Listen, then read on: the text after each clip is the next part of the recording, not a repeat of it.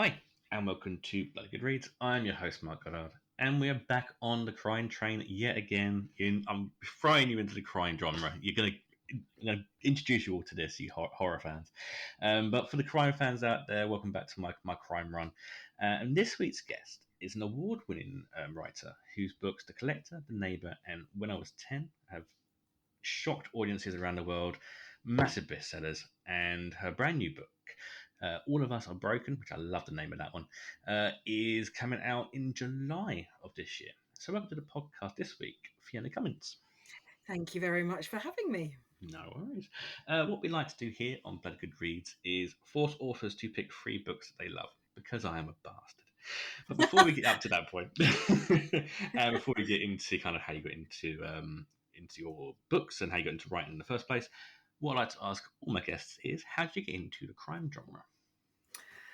It's an interesting one, isn't it? I mean, Mm. I was always a reader of crime. I was a lover of crime from a very young age. I remember discovering the likes of Agatha Christie and Ruth Rendell when I was pretty young, probably, 9, 10, something like that. I was thinking about this before I came onto the podcast, and I was remembering how actually I feel incredibly fortunate because my reading was never censored by my parents. I could read whatever I wanted, and I did. I sort of read voraciously. I devoured everything, and I graduated from kind of Agatha Christie through to, the Virginia Andrews Flowers in the Attic and books like Savages and kind of all sorts of dark and probably deeply unsuitable things. But I was a big believer in the fact that children actually self-censor. And I think if you don't like something or if you're uncomfortable reading, you put it down. I've seen that with my own children. So I kind of, a love of crime was, came very early for me. But I never thought about crime writing as a career, and I became a journalist. And I worked for a very long time in newspapers. I worked in local newspapers, and then I ended up on a daily national newspaper, the Daily Mirror, where I worked for a long time there, first as a news reporter and then as a showbiz reporter. But what happened, as these things often do, life intervened, and a couple of things really. I sort of fell out of love of journalism because I realised that the stories that I would write would be generally about people at their lowest ebb, and I stopped enjoying that aspect of writing stories. I didn't like focusing on that, and a couple of personal things happened. My sister-in-law became very, very ill with a stage 4 cancer, which was advanced and it was aggressive. And at the same time, she just had a baby, and at the same time, I'd had my second child, and she was very tiny. And my son, who was the older one, who was not yet 2 at the time, became very poorly. And this all happened within about the space of 8 weeks. And I just had this kind of moment of epiphany. I left my job in a very heightened emotional state, wanting to sort of focus on family. I wouldn't recommend that as an aside.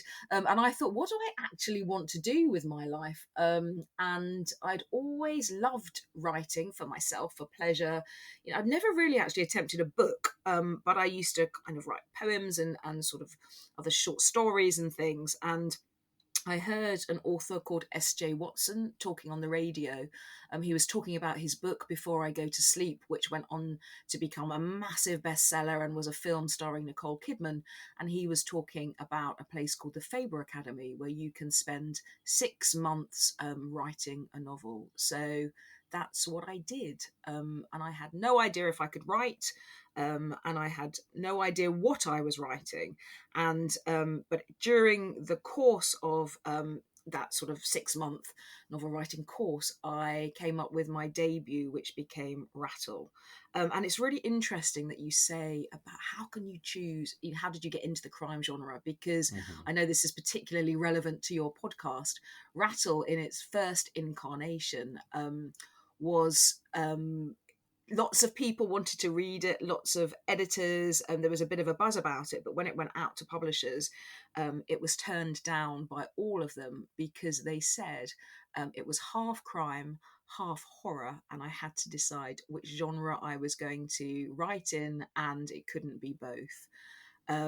So I was advised to choose crime because crime is the much sort of bigger selling Mhm. genre, and so that's what I did. Good choice. Because like we were saying off mic, there is such a thin line between horror and crime, and yeah, it's Mark What, Billingham. When I interviewed him a few years back, his first book, I've got the name of it now. I should know because I'm one of my Mark big ones. Williams, Scaredy Cat. Yeah, Scaredy Cat. Yeah. He actually said that was more kind of horror based because of the subject matter of that, and kind of don't fit crime around it. So it, yeah, I can Well, see why. I think if you look at, horror fiction, if you look at supernatural fiction, whether or not the kind of the deed, the awful thing that's happening within your story is created by sort of supernatural forces or not, Mm, most of the time a crime of sorts has been committed, hasn't it? And whether it's by a poltergeist, whether it's by a vampire, whether it's by a werewolf or whatever, dark forces are at work, a crime has still been committed. It's just who's done the crime, I think.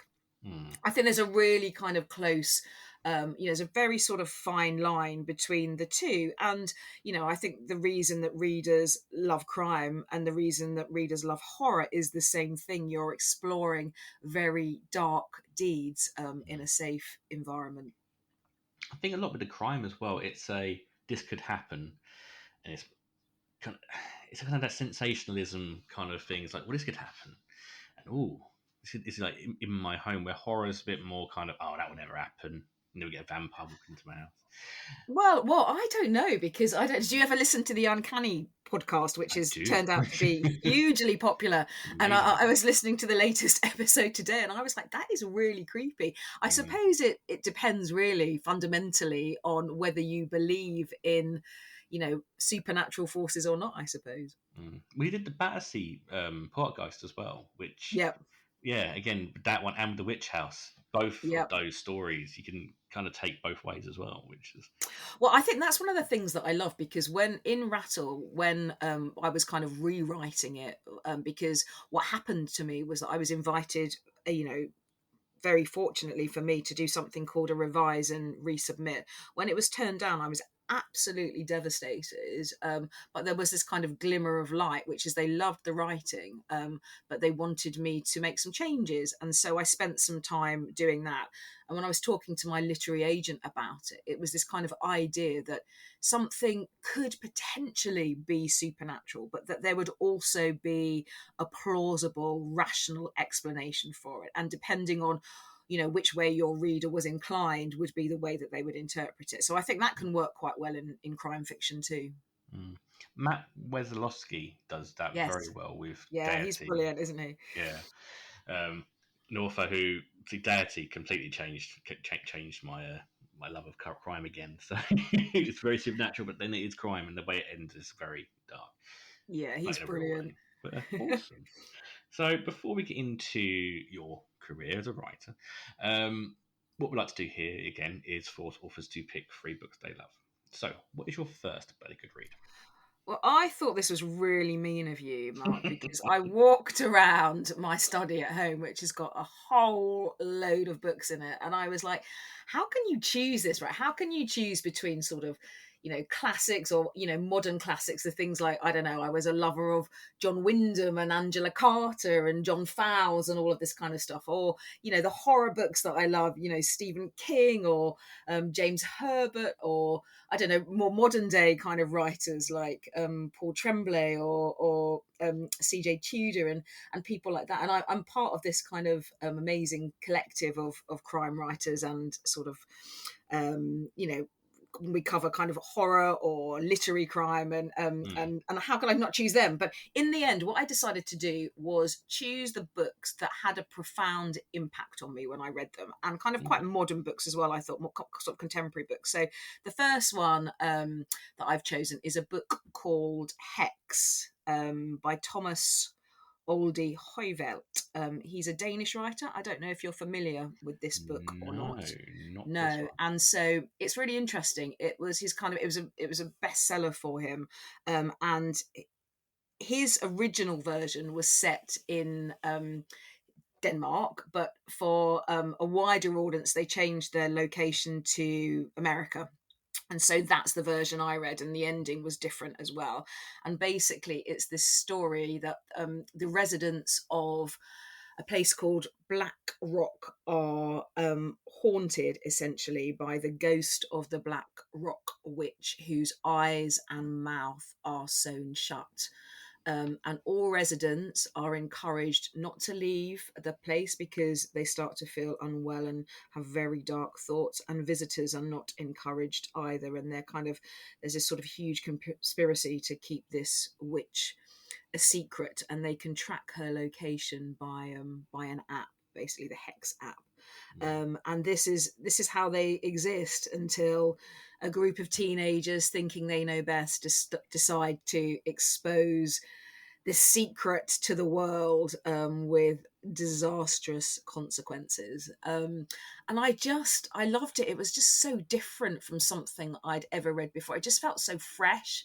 And it just made a profound impact on it. I remember I was reading it really late at night while I was camping, and I was the only one awake, and it was really dark, and I was completely freaked out by it. And I think, kind of the horror aficionados and people who love, dark crime or whatever your tastes are, if you read a lot of this stuff, it's actually quite hard to be frightened by something, to instill genuine fear into your reader. And that's what he managed to do with that book. So that's why I've chosen Hex.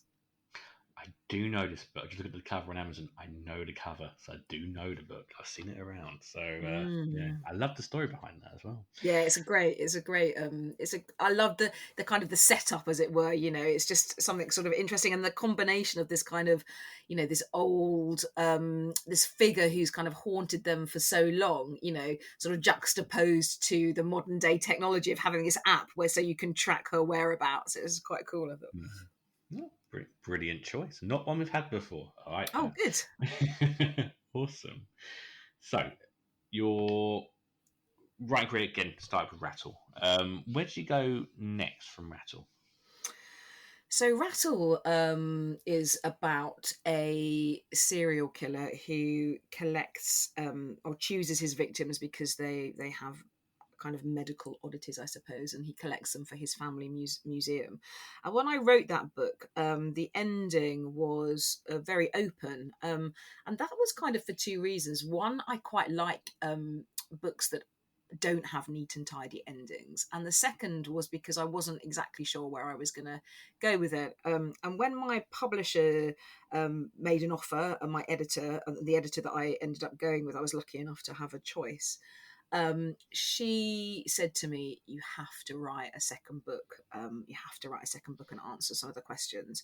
And I was given. I was basically. It was very exciting. There was a big auction in Germany for it, and lots of publishers involved, and I was basically given like half an hour to come up with an idea for the second book. And it was just it kind of, I just had this idea about the serial killer in Rattle. He was desperate to.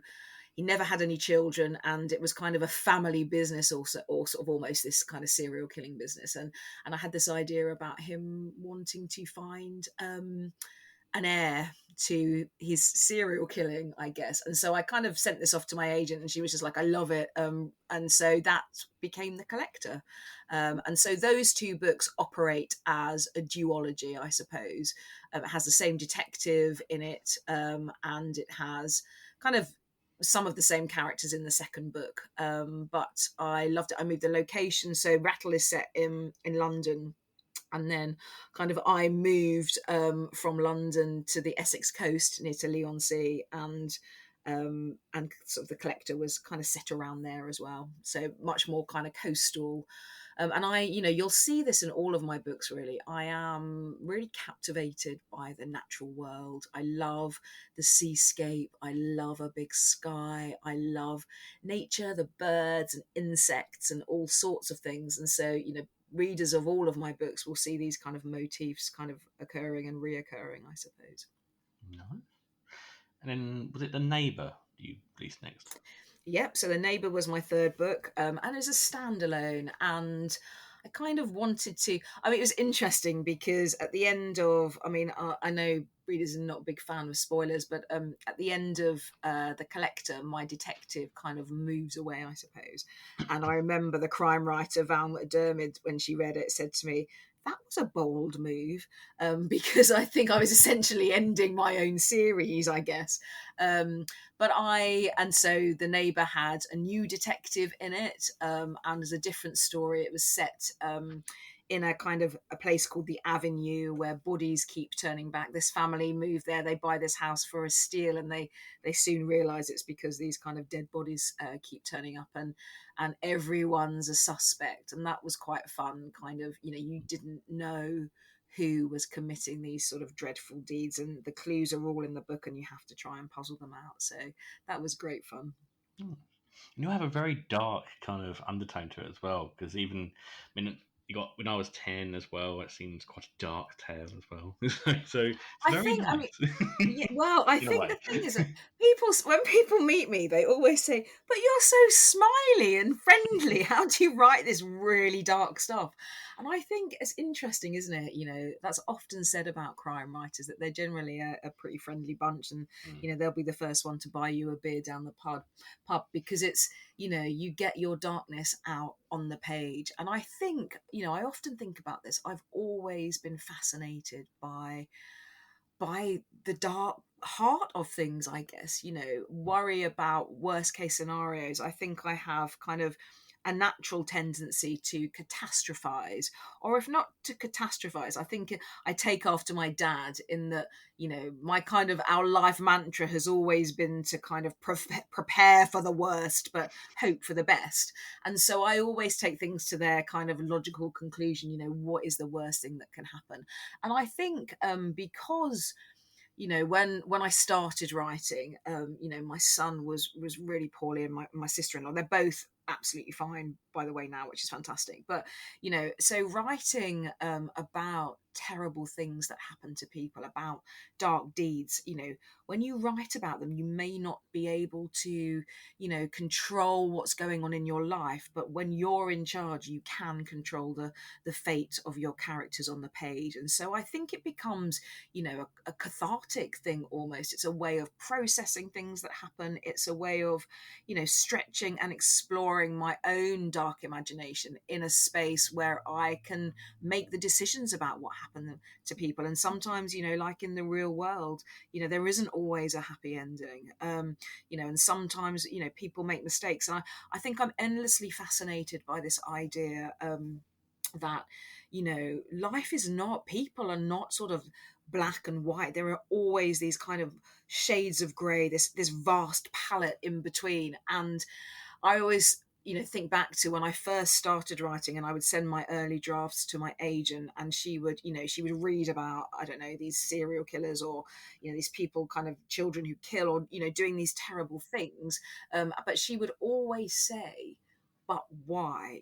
Because people, it's not enough to just say, well, that person's a psychopath, so they did these terrible things, because there's a reason that people act the way they do, and 9 times out of 10, I mean, yes, you do get the very odd occasion where people are pure distilled evil. But when you look into the history of anyone who commits brutal crimes, they are a victim too, in their own way. They've often been subject to abuse, neglect, trauma, all sorts of things while they're growing up that help kind of shape the person that they are. And so I'm really fascinated by that, but also by this idea that people that do terrible things still often love someone, care about something. And in Mm. by the same token, you and I and kind of everyone listening to this, who are living our lives, hopefully, are not killers, but have the capacity to kill. I went to a really interesting event yesterday. It was called Crime Con, and Okay. there was a retired detective there talking about, sort of a murder detective talking about, you know, why people kill. And he said, every single one of you in this room has capacity to kill. And I think that's really interesting. it's what's your pushing point, isn't it? That's the thing. The what drives you, you know, Mm. have you got that sort of trigger point, that, you know, that line that you would step across? I mean, it's a really interesting one. You know, would all of us be driven to do something in, you know, for self-defense or to protect Mm. someone we love, you know, and have you got it in you? And he was very convinced that you know, everyone has. I don't know, like you say, I think you have that kind of pressure point, you know, and I don't know how far some people's would go, but Awesome. Before we go on to the brand new book, I need to ask you, what is your second bloody good read? well, weirdly and kind of by coincidence, I didn't really even think about this until I was thinking about sort of what to say about it. It's another book by a Danish author. There must be something about the Danish writers that I absolutely love. But it was translated over here, and it's a book by a writer called Anne Rill, and it's called Resin.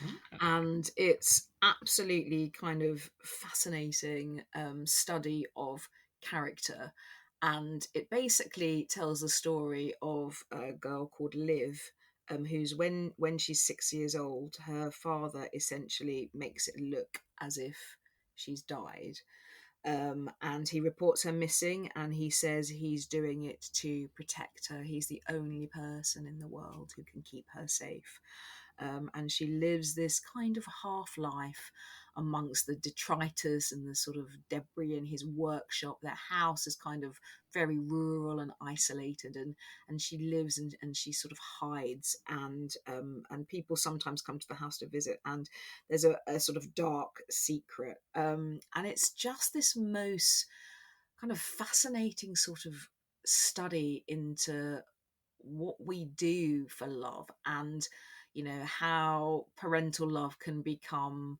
you know, obsessive and damaging. And I read it and I was just blown away. It's so beautifully written and so sad, and you know, you're also kind of, in a weird way, you sort of root for these characters however misguided their actions are, and I think that is the mark of a truly brilliant writer. I do love the sound of this one. It's And brilliant. really, really good. I loved it. I really loved it. But it didn't, I don't think it was as big here as they were hoping. I think it had been a bestseller in lots of other countries, and it was won prizes. And I was really blown away by it. But yeah, so I often recommend it, and I often buy it as gifts for people because I think it's so good. I think cover art could be the reason for that as well, though. Because look, I love the cover art, but it does shout horror, and that could Yeah, be why. and also I think, you know, it's interesting. We have this debate all the time, kind of authors and agents and editors and marketing teams about title, you know, Mm, because resin in, you know, in some ways doesn't really, I mean, resin does features in the book, but it doesn't tell you anything about what the book is about. no. And I think maybe that's possibly the reason, you know, and that's why, you know, so much time goes into trying to think about titles, good, you know, good titles for books that make readers want to kind of pick them up from the shelf and choose them over everything else, I guess. Brilliant choice. And again, another one that has been picked on this podcast. So I'm again very happy by that. Well, Have I you tried broken to my Stephen King well curse? because I'm just looking, right. So sitting, I brought them up with me, and sitting next to me, I've got like I've got really old, battered, early copies of like The Exorcist and Carrie, and you know, Salem's Lot, and all of these books. Kind of, I love. I even dug out. I don't know whether you ever came across these, the Dark Forces book. It was like they were written really for children, an early introduction to horror, and I had loads of those. But I thought you probably would have had the, you know, the big ones recommended. So I was trying to think of ones that you might not have necessarily come across. That is very true as well. It's normally Stephen King. Is it right? Okay. Awesome. Brilliant, brilliant pick. So let's talk about your brand new book. All of Us Are Broken. I love the title. The cover art shouts serial killer to me, so I love the cover as well. Tell us a bit about the brand new book. Is this the second book? It's the In second. So yeah. I have a book. My most recent book is called Into the Dark. It's currently longlisted for the Theakston's Crime Novel of the Year, which is amazing. It's so exciting to be longlisted for that. And that's the first in a series, and it features a detective called Saul Anguish. He's a young detective, and he's a troubled man. He treads the narrow way between light and dark, and the reason for that is because it's the first in a series. But if you're a fan of my books, Saul was actually the teenage boy in The Collector who was groomed by a serial killer. So Oh, that's his backstory. So he's a detective in Into the Dark, which is the first of a new series. And so All of Us Are Broken picks up kind of Saul's story, and he works very closely with a forensic linguist called Dr. Clover March, who he nicknames Blue because she has a shock of blue hair. They're both young. That was a deliberate choice. I finally sort of felt ready to get my teeth into a series, and I wanted to have a kind of young couple who, you could follow, I suppose, through the years. And All of Us Are Broken, which is the second in the series, tells the story of Christine Hardwick and her two children, Galen and Tom. And after a troubled year, I think you can say, they set off on a road trip to Scotland, where they unfortunately come across a couple of spree killers, Missy and Fox, extremely damaged, extremely violent, and they have been on a kind of killing spree. And they're in a quest for infamy, and they force Christine into making an agonizing, impossible choice between the life of her 13-year-old daughter and her 8-year-old son. ooh. So that's the story I had. I think it's always wrong. It sounds a bit wrong when you say this, but I had enormous fun, kind of writing this book, because I'd wanted to write a book like this for a while, and I'd kind of modeled them a little bit, I suppose, on a modern day, that modern day Bonnie and Clyde in a way, and they're extremely violent and they act without consequence, really. And it was quite exciting to write. So it's a very kind of, it's quite a fast-paced, propulsive book, but that people have said amazing things about. How it's. I think it was David Baldacci who says it has many layers of profound substance, which is music to my ears, because that's what I try and do, I suppose. And all of my books are different but the same. You'd have the same sort of style of writing and the same darkness, but I try to make the stories, you know each story is different and new and exciting in its own way. So this was an absolute blast to write. And yeah, people have kind of contacted me to say that they've been in floods of tears about it and they couldn't put it down. And that's just the best thing ever when you've got a book coming out. So that's out on July the 20th. Amazing. I absolutely love the sound of this one. It gives me kind of dark thriller kind of vibe straight off the bat. It's Yeah, I mean, I yeah. think it is. I think you could say that about all my books, really. They are kind of, you know, dark crime thrillers. I mean, some people call them psychological suspense, but I don't really think they are. I think they are kind of crime thrillers. There is always an investigative person, be it a detective, or in When I Was 10, it's a journalist. And there's always the sort of point of view of the killer, or the perpetrator, or the offender, or whatever. And then you always have the sort of family, or the victims at the heart of the story as well. So it's you kind of know what you're getting, I suppose, but it's a different story every time. Brilliant. So that is All of Us Are Broken. That's coming out 20th of July. So you got a little bit of time to pre-order it. Go and check out the previous book. Also go and check out Rattle and the Collector, because in a way this is a kind of like a four-parter. They're kind of like prequels. Thomas. Yeah, I mean, you can absolutely read Into the Dark, which is the first in the series, without having read any of the previous books. But if you're the kind of reader who likes to kind of cover all the bases, then read Rattle and The Collector. And if lots of readers to your podcast enjoy that sort of horror, there is that sense of. I mean, I think Rattle is the closest book that I've written to horror, really. I think. Okay, awesome. Awesome. So before we close off the podcast, I have to ask, what is your third and final bloody good read? Well, actually, this one is, I would imagine that some of your readers probably have read it. It's not horror, although I suppose it's a horror of a kind if you think about, the crimes at its heart. But it's a book called We Begin at the End by a writer called Chris Whitaker. I was lucky enough to read a very early proof of this book a good few years ago. And as I was driving around France on holiday, I was not driving, I was the passenger instantly. And I absolutely sobbed my heart out. And as I read it, I knew it was going to be huge. And unsurprisingly, it went on to become a huge Sunday Times bestseller here, a New York bestseller, an Oprah pick. I think it was on, Morning Today or whatever in the States. It's done brilliantly. And it is a story set in the small Californian town of Cape Haven.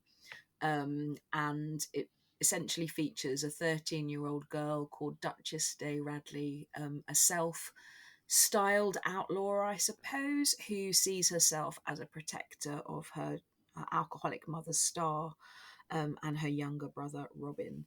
And it's a story about the police chief of the town, a guy called Walk, who is unwell himself, and he's investigating kind of several crimes that are tied up to the release of a man called Vincent from prison after he's been in there for 30 years.